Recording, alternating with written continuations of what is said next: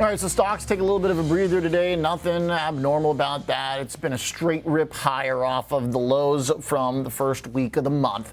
Looking at the risk radar, equities are green because we did that full circle back and reversed the August losses. We're so close to all-time highs, and we've also seen stocks rallying with breadth over the past several sessions. That's really important. The fact that we got small caps and big tech rallying together.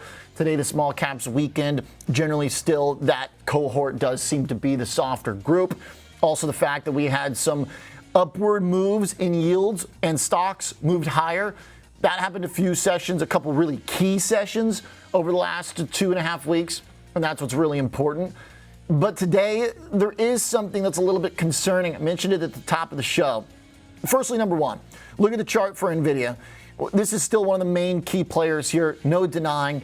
You need to get the higher high for NVIDIA. It wouldn't be good if it pulled back right online with its downtrend of lower highs from the top. So that's one thing I'm watching. It's really actually kind of the only thing that I'm worried about for equities right now is basically that chart of NVIDIA. So if NVIDIA makes the higher high, gets back to a record, beautiful stuff, that is like your kind of home free signal. But what I'm really watching closely, especially ahead of tomorrow and the next, really the second half of this week, where we're going to shift more macro, we're going to get the minutes, we're going to get revisions to payrolls as well. And then, of course, we're going to hear from Jerome Powell ultimately after we get the weekly jobless claims and other data. That's the breakdown in the dollar. That's what's concerning to me. It's also where I think the vulnerability is for the entire bullish narrative right now, which for the most part is pretty decent. The bullish narrative is basically we cleaned out some of the froth. We cleaned out some of the excess attached to the yen carry trade. We're able to reset. We know that the economy is weakening, but it's not going as badly, perhaps, if the Fed's going to step in. And so good data, surprisingly good data, means stocks go up and yields stabilize. The problem is, though, when the dollar is breaking down like it is, that doesn't really vibe with that message because the dollar is pretty clearly responding to either softening economic data or the Fed cutting. Now, you can look at that from a nominal perspective and say, all right, well, our numbers for the economy actually aren't so bad, so it's nice if the Fed cuts, dollar down is okay. But the problem is that dollar down actually hasn't been as bullish as a lot of people think. There's this knee-jerk response to the analysis where people assume lower dollar is good. I think it actually kind of stems from some of like the crypto mindset and the gold bug mindset where they're always rooting for the low dollar. But if you're in stocks that are dependent on the U.S. economy, which is basically the whole value in the Russell trade, and the U.S. dollar is showing us that the economy is slowing down relative to the rest of the world, that kind of takes away from the case for U.S. equities. It also tells us that the Fed might actually have to step in because things are very negative. The dollar's been coming down while yields were going down over the last month and a half, and the tech and the NASDAQ went down during that time.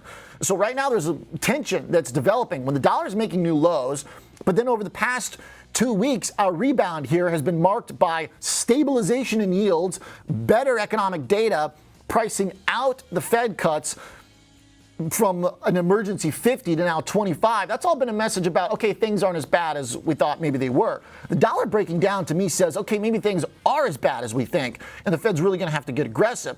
Also, too, I guess the Japanese yen trade, people don't really care about anymore. Maybe it's over and done. But if the dollar keeps breaking down, then that's going to open up the possibility for the yen trade to get all screwed up again and go crazy.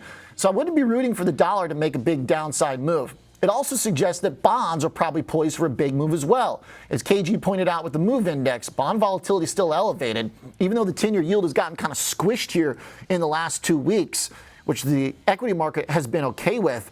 That kind of looks like now maybe there's a coiled spring in bonds. If the dollar is breaking down, recent history tells us yields will be going down as well, and stocks didn't like yields going down for bad data. So we should probably root for the dollar to stabilize, bonds to calm down, or for yields to actually go up as our data come in strong. So the dollar breaking down doesn't really fit with the whole nature of this rebound. I'm a little bit worried about it. I think you want the dollar to stabilize. You want yields to go up. You don't want yields to follow the dollar down, which is what history tells us it's more likely to do. So stay on your toes for the rest of this week. Have a great night.